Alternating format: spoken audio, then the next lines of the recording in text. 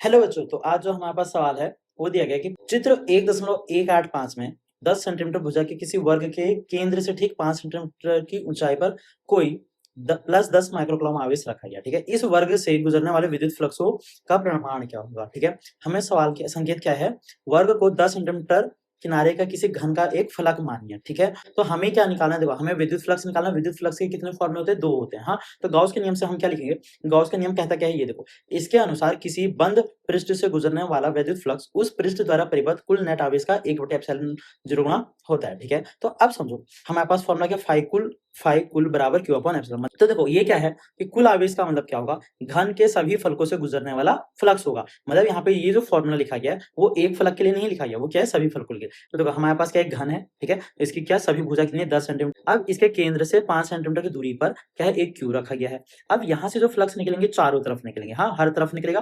ठीक है, सभी 6 फलकों से इसके क्या निकाल लेंगे, फ्लक्स निकाल लेंगे। और इसके लिए फॉर्मूला क्या है, फाई कुल बराबर क्यू अपॉन का एप्सिलॉन है। ठीक है, तो सोचो हम क्या लिख सकते हैं कि फाई कुल फ्लक्सों की संख्या बराबर 6 गुणा एक फ्लक्स से गुजरने वाला फ्लक्स होगा, कि कुल फ्लक्सों की संख्या जो है उसमें 6 से क्या कर देंगे, डिवाइड कर देंगे।